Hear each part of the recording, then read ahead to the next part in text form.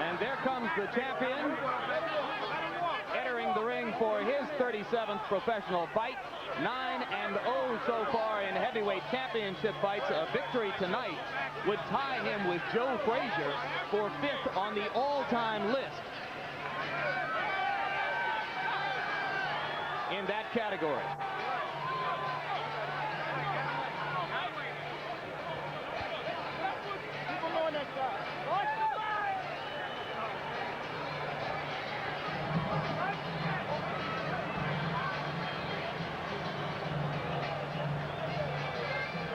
Directly in front of Tyson was Aaron Snowell. He's now stepped ahead of a security guard. Jay Bright is the man just behind Tyson's shoulders now as he prepares to step up into the ring, whipping the ripped towel off over his head. Of course, the gladiator look remains intact. Black shoes, no socks, black trunks, Mike Tyson. You know, it is a sign of the importance that boxing has to Mike Tyson, that no matter what goes on around him, he's ready to fight. As he has been 36 times with 32 knockouts so far.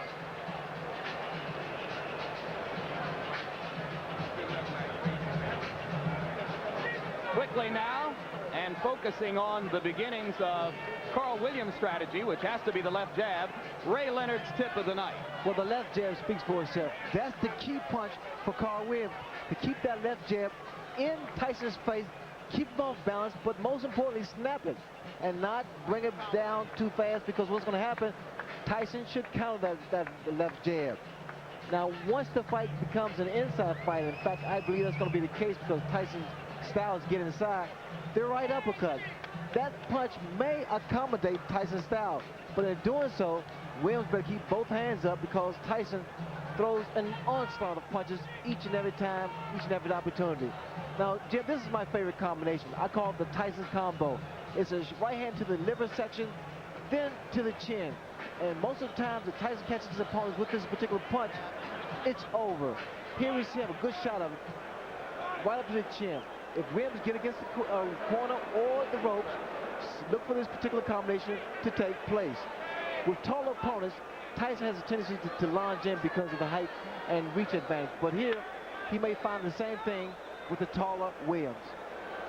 Tail of the tape, and you can see the big disparity in reach. Carl Williams with a 14-inch advantage there at 219.25 for Tyson and 218 for Williams. Both fighters appear to be in superb physical condition. Rules for the bout, combination, and before we look at rules, we'll look at the punch stat computations. Larry Merchant. And here is our statistical profile of the activity of the fighters, which show in the fights that we examined remarkable similarities in the number of punches thrown and landed per round by Tyson Williams. But of course, there are different kinds of punches. Tyson throws the heavier stuff. Williams throws a majority of jabs. And you see the 28 jabs per round Williams threw against Holmes. That is when he looked most effective. Rules for the fight, a combination of WBA and New Jersey rules. Most significant, the 3 knockdown rule. Rarely in effect for championship fights, is in effect tonight. It victimized Carl Williams in his fight against Mike Weaver. Now we go to the ring announcer, Michael Buffer, for pre-fight introduction. Ladies and gentlemen, good evening and welcome to Atlantic City's Convention Hall by way of Donald Trump's Trump Plaza Hotel and Casino on the boardwalk here in Atlantic City, New Jersey. Tonight, Don King Productions and the Trump Plaza present the World Heavyweight Championship. This bout is approved and sanctioned by the New Jersey State Athletic Control Board, Larry Hazard Sr., Commissioner, Deputy Commissioner Lawrence Wallace, and the chairman is Jerry Gormley. The bout is governed by the rules and regulations of the World Boxing Association, represented by Dr. Elias Cordova and James J. Biggs. It is also sanctioned by the International Boxing Federation, President Robert W. Lee, and the World Boxing Council, President Jose Suleiman. The 3 judges selected by the New Jersey State Athletic Control Board for this bout are Rocky Castellani, Chuck Giampa, and Richard F. Murray. Chief physician at ringside, Dr. Frank B. Doggett. Also in attendance, Dr. Eric Wormser and Dr. Charles Wilson. The timekeeper for the bout is Roosevelt Gilbert, and counting for the knockdown seconds, Steve Smoger. And now, before we get started, I would like to introduce the gentleman in the ring at this time, a man who's responsible for bringing over 20 championship bouts to Atlantic City over the last 2 years. In addition to being the world's most famous entrepreneur, he is a best-selling author and our host this evening, Mr. Donald Trump.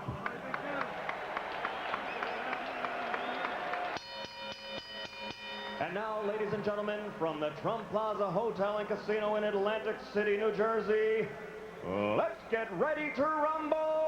12 rounds of boxing for the undisputed heavyweight championship of the world. The referee of this bout is Randy Newman. Introducing first, fighting out of the blue corner, wearing the white trunks with red trim, he weighs an even 218 pounds from Absecon, New Jersey. His professional record, 22 victories against only 2 defeats, 17 knockouts to his credit, and 14 of those 17 KOs within 5 rounds or less. Ladies and gentlemen, the #1 heavyweight challenger in the world today, Carl "The Truth" Williams.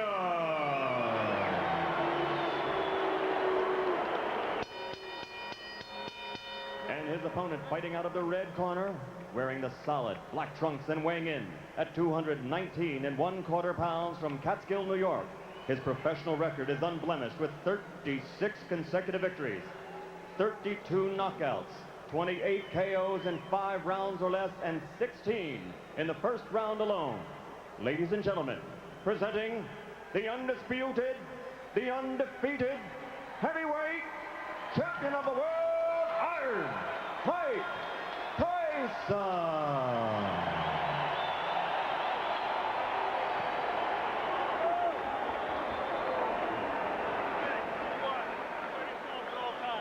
Number 2, obey my commands. I'll shake hands and come out of the bell.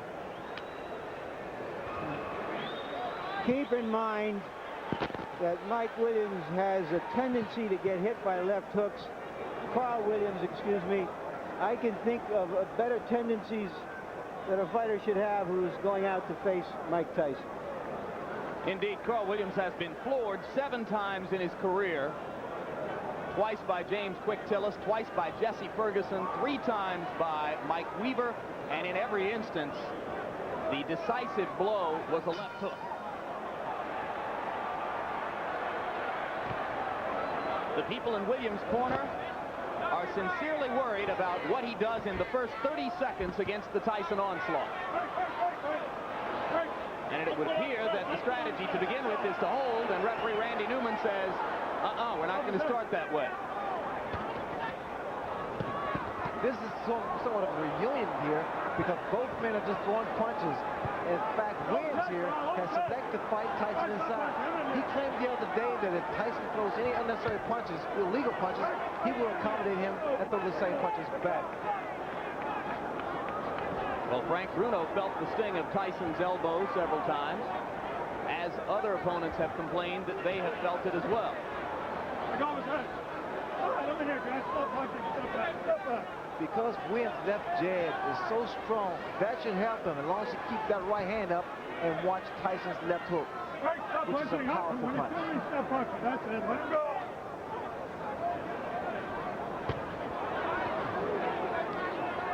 All right, that's it. I'm here. Let him go. Step back.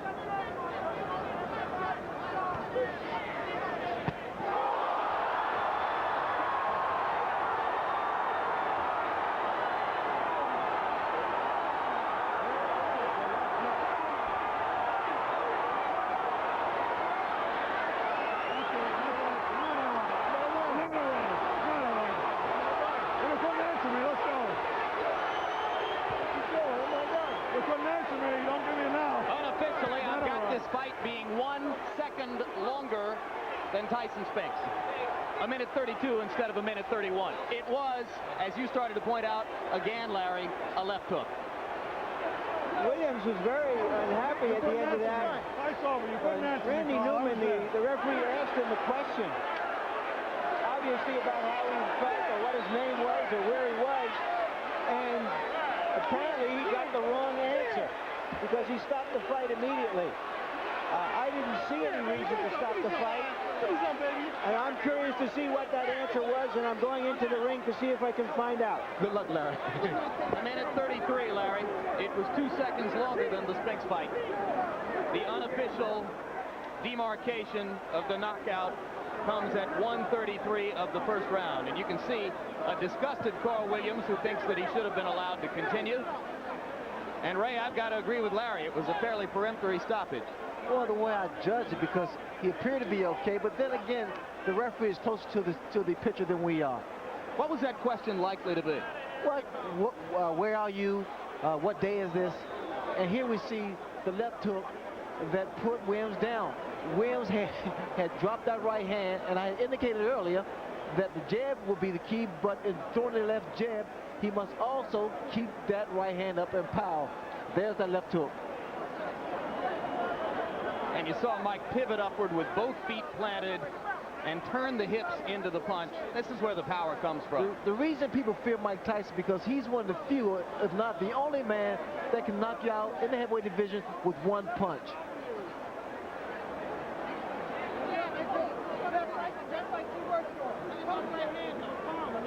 Here's another look at the devastating left hook.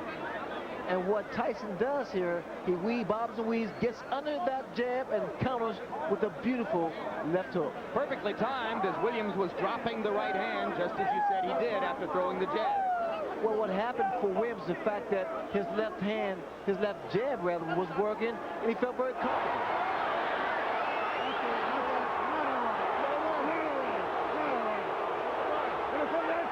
That was a look back at the conversation between Randy Newman and Carl Williams, which led to the stoppage.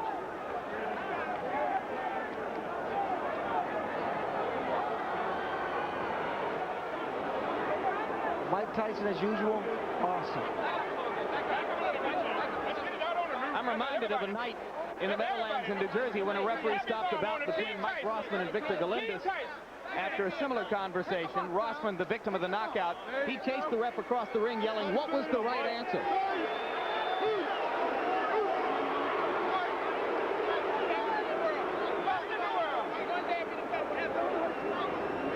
I'm with Randy Newman, the referee of the fight. Obviously, the people in and out of the ring are unhappy that the fight was stopped. Randy, why did you stop the fight? When he got up at 8, he was wobbly. He wasn't standing up. He was leaning against the ropes. I asked him a question, a very simple question. How do you feel? Not for the answer, but to see how he responded. His eyes were blank. His expression was blank. He had no answer. Is there any chance that he misunderstood what you wanted him to respond to? I don't think so. Let me tell you why. He's had a lot of professional fights and a lot of amateur fights. When a fighter is knocked down, and I had 38 fights, when a fighter is knocked down, the first thing he wants to prove when he gets up to the referee is that he's in good shape. Number one, he wasn't standing on his feet. He was leaning on the ropes. Number two, he couldn't answer me. And number three, his eyes were dead. Thank you very much, Randy. And now back to ringside. All right, thanks very much, Larry, and thank you for pointing out that the crowd is booing, as there were obviously a fair number within this congregation who did not feel that the bout should have been stopped quite so quickly. Randy Newman with a decisive and clear-headed answer to the questions. He knows exactly why he did what he did. Well, Newman is a competent referee. In fact, that he must have saw something in Williams that we didn't apparently see. But from the outside looking in, it appeared that Williams got up and was able to compose himself. But then again, I think it's left up to the referee. And now we go back to Larry Merchant in the ring, I believe, with the champion. Go, Larry. All right, once again, Mike, the interview has to be longer than the fight. I'm sorry about that. What happened from your point of view? Did you see him really dazed? Well, no, I noticed my trainers would tell me we were slipping and hooking. So we slip, because usually I come in that slip, and I get in there, and that's the hardest part, is getting in there, and I never threw the punch. And so we were practicing, like, you're slipping, so you're in there, instantaneously, bing, throw the punch. And I did, and I was successful. What? Were you surprised that he stayed on top of you as much as he did, that he didn't try to move? Oh, I loved it. I loved it. I just knew it took it just with a matter of time. I loved it. So you knew that as soon as he was doing that you were going to get a clean shot sooner or later. Exactly. And my punches were accurate and pinpoint, and I knew eventually I was going to get him. He has a reputation for getting hit with left hooks. Were you looking for that opening? No, I was very confident. I wanted to hit him, catch him with a good right hand. Believe me, my right hand is my favorite punch, but I never catch anyone with it. You know, it's my best punch, and I always hit guys with left hook. All right, we're going to try to take a look at the where's the monitor? At the monitor, if we can find it. so that we can determine what happened. Champion non-pro. All right. Okay. It was a clean left hook. Did you? I mean, you sparred with him years ago. We know that it didn't mean anything. Were you surprised that he went so fast? Well, no, I knew if I catch someone clean, they'll go, regardless who they are. But you know, when the referee he hit him with a shot, it looked like he was able to get up. But I guess the referee called what he saw, because I didn't think he was hurt that bad. But I know I hit him with a clean shot. Speculate for me. How long would it have taken you to get him down a second time if the fight went on? Oh, no problem. I'd have been all over him. Maybe it's better that the referee did stop early. I would have been all over him. That's when I'm most dangerously, when I know I have someone hurt. For the record, Mike, I don't know if you know it, this fight went a couple of seconds longer than the Spinks fight. So far in this building, in the last 13 months, you've fought about 1 round and 2 fights. Well, it's good. I like coming in this building. I like being here. And Donald Trump, he don't play around. He pays that money up. And for this fight, Don told me if I knock him out, he'll pay me $100 grand. And I'm looking forward to that $100 grand. Who? Don is going to pay for you? Don King, yeah. $100 grand for a knockout. All right, we all want to be there when that happens. When is this going to happen? Right, in the post-press You conference. get yes. My church can use some of that money. Yes. All right. Reverend Henry J. Payton, Holy Trinity Baptist Church. No doubt. Let's talk about, all right, now let's talk. You've talked about being in control of your career. Tell us what you think is next. Who is next? Well, I'm just taking it one step at a time. I'll fight anybody, you know what I mean? I don't discriminate from anybody. I'm the best fighter in the world, and there's no man that can beat me. Does this mean that Holyfield is or is not your next opponent? Well, he's in my future, but I don't think he's in my immediate future. But come on, Holyfield, don't matter. That's kids' play. So you think that you'll fight Holyfield like early next year and you may have 1 or 2 fights before then? Most likely, but you know what I mean? If they can discuss our things with their people, we can fight in 2 weeks, 3 weeks. He caught a quick knockout, I got a quick knockout. We both still need to work. We didn't get any work. All right. Jose Ribalta was one of the fighters being considered for your next opponent, and he had a dreadful outing in a preliminary tonight. Did that eliminate him? Well, it looks kind of dreary for him, but you never know. If he have a couple more fights and he cleans up his act, he's always a good prospect. What about Douglas, who looked a little better, if not great, in another preliminary? He's been mentioned as a possible opponent. I take all comers. I don't duck any man. Can we assume that Michael Dokes is one of the prospects? All comers. Come one, come all, because nobody can get close to me. They're not even close. I'm the best fighter in the world. There's been discussions that today people from Israel have been offering you money to come and fight there. You've been reluctant to go abroad. Do you think that as a world champion, as someone who says, I'm the best man on the planet, that you will start to fight abroad? Well, eventually we'll do that, you know what I mean? But like you said, I'm not in a hurry to leave my country, you know what I mean? I love my country. I'm not in a hurry to leave anywhere. But you know what I mean? If things are right, I'll fight anyone, in any place, in their backyard. How would you describe, right now, you've got a lot of things past you. You've always been able to focus on fighting no matter what the other stuff has gone on in your life. Are you as content as you can be now with the situation that you have? I want to fight, fight, fight, and destruct the world because I'm the best fighter in the world. Thank you very much, Larry. Thank you. Jim? All right, Larry. Thank you, Mike Tyson. Thank you, Larry. And here is the man the boxing public waits to see Mike Tyson fight, a man who 6 days ago knocked out a pretender from Brazil named Adilson Rodriguez in 2 rounds and now waits to see when his turn is coming. Evander Holyfield, first things first. How did Mike look to you tonight? He was impressive. He hit the guy with a good left hook, took him out. He did a job well done. Would you have thought that he could knock Carl Williams out in 1 minute and 33 seconds? Well, you know, I felt that, you know, anybody could knock anybody out with a clean shot as well as he delivered. He delivered a good shot right on the button, got him out of there. In his interview with Larry Merchant, Mike acknowledged that you are not likely to be next on his list. He did not say for sure whether he would fight Jose Ribalta or Buster Douglas or Michael Dokes or any of the other names which are being bandied about, but he seemed to make it pretty clear that he's not going to fight you next. Are you getting impatient? No, I'm not getting impatient. My time is coming, and I will be ready when my time comes. When will you fight again? Well, it's all depending on how long is the wait.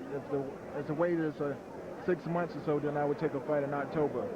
All right, so Evander Holyfield looks forward to a fight in October. Ray Leonard, your judgment of how long the public is willing to wait, and what does tonight's 90-second knockout do to the expectations regarding Tyson Holyfield? Well, what happens, it creates more and more of an aura and a persona for Mike Tyson, because what's going to happen now is the intrigue is whether or not Evander Holyfield can deal with the Mike Tyson. As far as he's concerned, he can deal with him. Is there any other fighter in the division who could pose a real test to Mike other than Evander Holyfield? I think it's a matter of economics and credibility, and Holyfield has that credibility. All right, Evander Holyfield, we thank you very much for your time. Congratulations on your victory last week. And we look forward to someday seeing you in the ring with the undisputed champ. Right now, we go back up to Larry Merchant for more from the ring. Larry? Okay, I'm with Carl Williams and with his trainer, Carmen Graciano. Carl, starting from the beginning, why were you as aggressive as you were, which preceded the knockout? Well, I wouldn't call it a knockout. I wasn't knocked out. I mean, he knocked me down. The referee stopped the fight. I don't know why. I think politics is involved in all of that. I think they're just setting up the Holyfield fight. Now, I wasn't even hurt. Did you understand what the referee's question when he said... My hands was up. When the referee said I put my hands up like this there, I was ready to go. He just said, you know, I don't know. You know, I don't know what the hell happened. All right, you've been knocked down a number of times in your career, and every single time you've gotten up, and in some occasions you've fought better. From your experience, shouldn't you have assured the referee, look, I'm okay, let's go? Well, I think it was an inexperienced referee. This was his first championship fight. When he seen me down the first time, obviously he just said, okay, it's over. He said, I think he said something to the effect of, you all right, are you all right? So I immediately put my hands up, and what happened? He stopped the fight. I don't know what's going on. I know it's political, because I wasn't hurt. I've been down many a times. I've been down 2 or 3 times in a fight and have gotten up and knocked the opponent out. So I know it was political. I'm not even hurt. You know, I feel bad for not even doing anything. I didn't even really, you know, I didn't even get a chance to show my stuff. Talking about showing your stuff, explain to us why you felt it was necessary to go to Mike Tyson. He says that when he saw you coming to him and fighting him that way, he was elated. Well, it wasn't that. It wasn't the fact that I was just coming to him. I didn't feel that I should lay back. You see, with Mike, you have to show Mike that you're not going anywhere. You know what I mean? Okay, he caught me with a good shot. Okay, fine, no problem. I've been caught with good punches before. That's not the problem. And I've been down before. I've been there before. So why did the referee just prematurely stop the fight like that? I've been in that predicament before and have got up and knocked people out and have won. You know? Carl, you've stated your case eloquently. Thank you. Now back to ringside. All right, thank you very much, Larry. A very animated, quite disappointed Carl Williams. Lucid, obviously clear-headed. Any further reflections on the judgment to stop the fight based on having seen Carl there, Ray? Well, again, now he seems to be pretty clear-headed, and he